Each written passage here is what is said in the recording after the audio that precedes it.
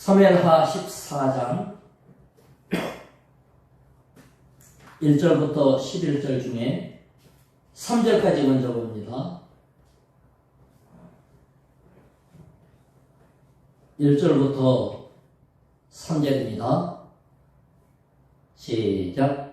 스루야의 아들 요압이 왕의 마음이 압살롬에게로 향하는 줄 알고 드고아의 사람을 보내 거기서 지혜로운 여인 하나를 데려다가 그에게 이르되 청하건대 너는 상주가 된 것처럼 상복을 입고 기름을 바르지 말고 죽은 사람을 위하여 오래 슬퍼하는 여인같이 하고 왕께 들어가서 그에게 이러이러하게 말하라고 요압이 그의 입에 할 말을 넣어주니라. 자, 다윗이 집안에 이제 형제간에 엄청난 죽고 죽이는 일이 벌어졌어요. 그리고 압살롬은 범죄자로서 도망가 버렸습니다. 여갓집으로. 여갓집으로 도망갔어도 잡아오려면 잡아오죠. 근데 가만 놔두는 거예요. 몇 년간 놔둬버리고 나서는 한 3년 지나니까 이제 마음이 다윗도 죽은 자식에 대한 것도 이제 상처가 아물고 도망간 아들이 보고 싶고 근데 말도 못하고 그렇게 하고 있는 거예요. 충성된 장군이라고 할 수 있는 요압이 그 심정을 알아채리고는 드고아의 지역의 지혜로운 여인, 이 표현은 사무엘하에 2번이 나오는데요. 이스라엘에서 그 여성으로서 어떤 특별한 역할을 공동체 안에서 해나가는 지위가 있다, 이런 뜻이에요. 그러니까 상당히 영향력이 있는 지혜로운 여인을 불러가지고 이제 왕의 마음을 아들 보고 싶어 하는 줄 알고 이 여자한테 들려 보내는 거예요. 연극을 이제 둘이 짜는 거예요. 화장하지 말고 마치 자식 죽은 애미같이 오랫동안 슬퍼했던 그런 모습을 갖고 왕한테 가라. 이렇게 이제 왕의 마음을 이렇게 얻어가지고 압살롬 데려오려고 하는 거거든요. 요압이 왕의 마음이 압살롬을 도망간 아들을 보고 싶어 하니까. 오늘 말씀의 제목이 뭐냐면 우리가 이번 주간에 나의 창고를 채워주옵소서 기도하지 않습니까? 창고가 채워지려는 마지막에 중요한 게 뭐냐? 성도는 정의와 사랑, 이게 충돌할 때가 있어요. 관용과 공의, 하나님의 뜻을 이루는 거하고 봐줘야 되는 문제하고 이게 안 맞을 때가 있어요.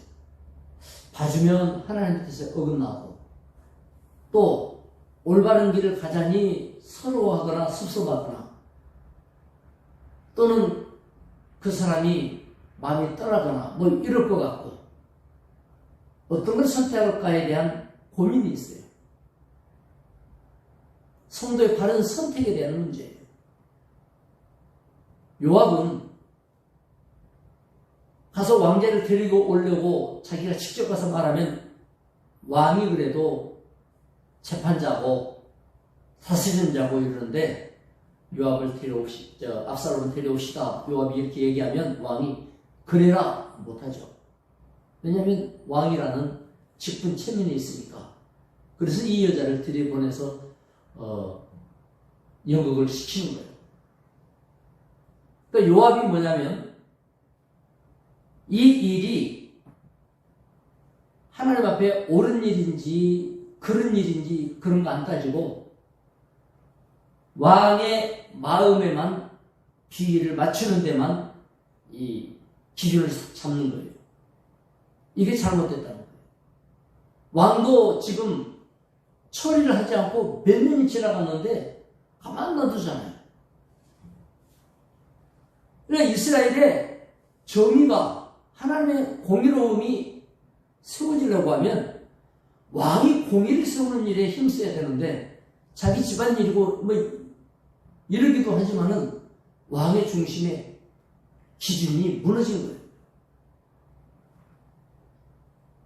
하나님 중심으로 판단하던 왕도 하나님 중심 없어져 버리고, 왕이 그러니까 하나님 중심으로 간언하고 충언하고 보필하던 신하들도 하나님 뜻 없어져 버리고, 하나같이 왕의 눈치만 보는 그런 형편이 되고 말았어요. 그리고 결정은 왕의 눈치에 불신하니.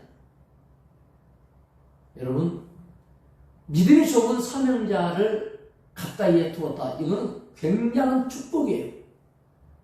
복을 받는 길이에요.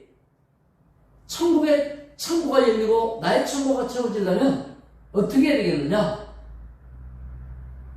말씀에 세워져 있는 믿음의 사람들 가까이 하는 게 최고예요. 그렇게 하면 내 창고가 열려요. 나 혼자서 창고를 아무리 채우려고 해도 그건 안 된다. 하나님의 창고는 하나님의 정의가 이루어지고 뜻이 성취되는 그런 데에서 우리를 향해 열려집니다. 압살롬을 왕이 사랑한다고 하면 그 아들에게 하나님의 공의가 무엇인가를 따끔하게, 아들이니까 죽일 수는 없죠. 왕자니까 또 정성을 참장해야 되겠죠.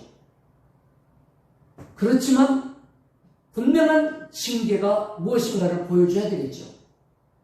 그랬을 때에 혹시 이 아들이 왕이 되거나 지도자가 되거나 방백이 되거나 이럴 때에도 나라를, 백성을 그렇게 바르게 다스려 나감으로써 하나님의 뜻이 이루어질 거 아니겠어요? 그런데 왕은 하나님의 뜻이 이루어지는 그런 행동을 하지 않아요. 정의의 가치에 아들이 굴복하도록 그렇게 하지 않고 하나님의 정의를 그냥 제껴놓고 가만 놔둬버려요. 하나님의 뜻을 이루고자 하는 사람을 가까이 할 때는 때로는 불편할 때가 있어요. 왜냐하면 의외로 엄격하거나 의외로 말씀에 맞는 말을 내가 드려야 될 때가 있지요. 불편해질 때가 있어요.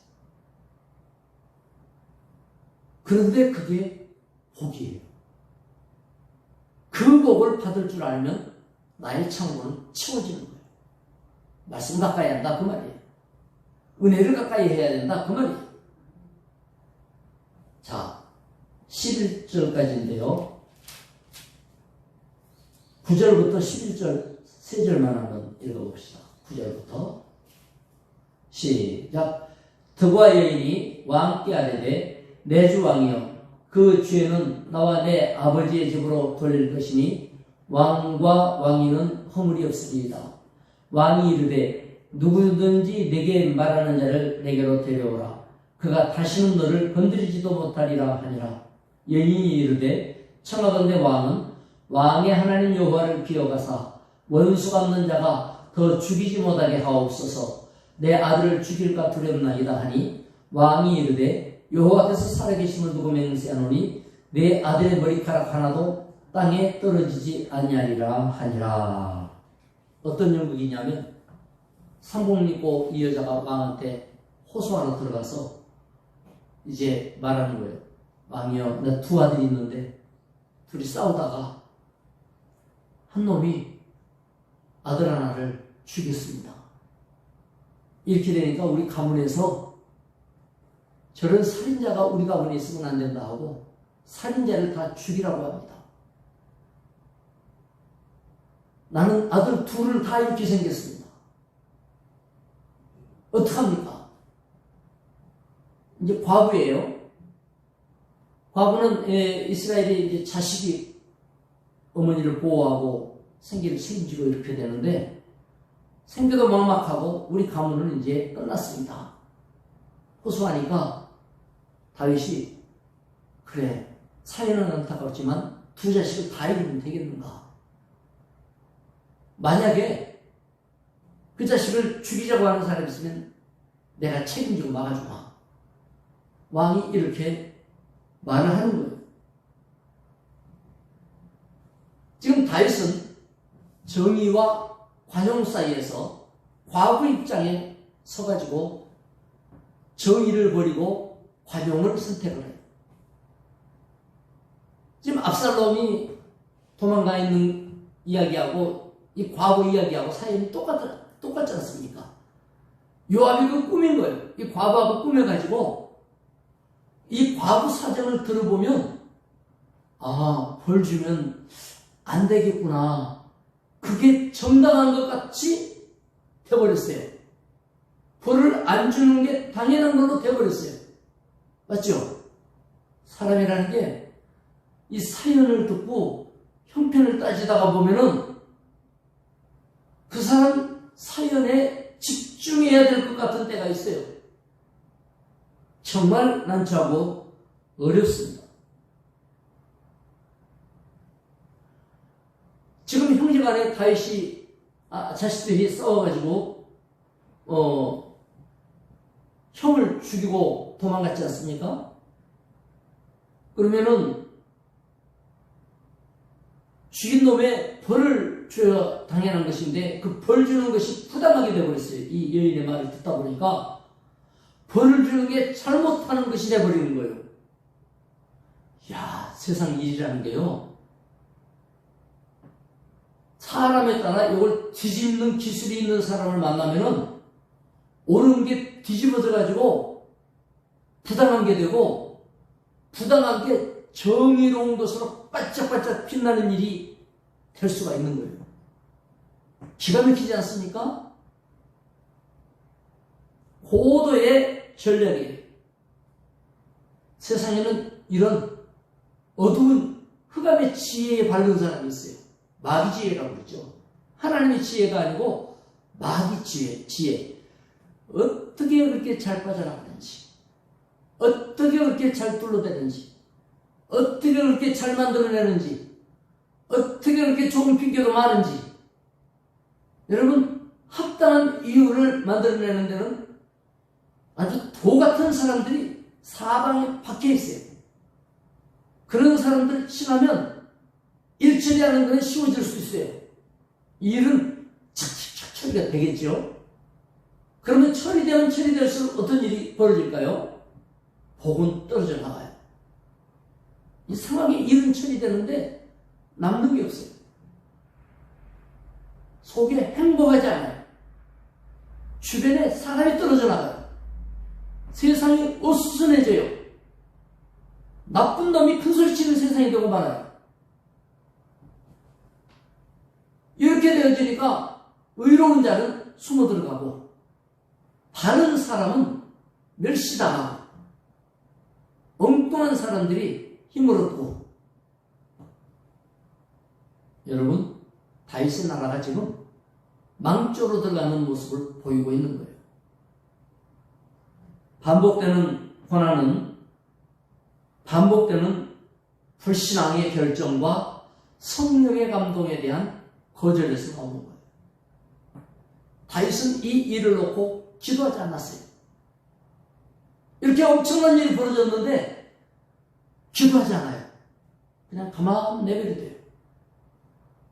그리고 옆에서 얘기하면 그런가 보다 하고 그냥 그 말만 받아들이는 거지, 자기가 기도해서 하나님 앞에 회개할 일이 뭔지, 자신을 다듬을 것이 무엇인지를 점검하지 않았습니다.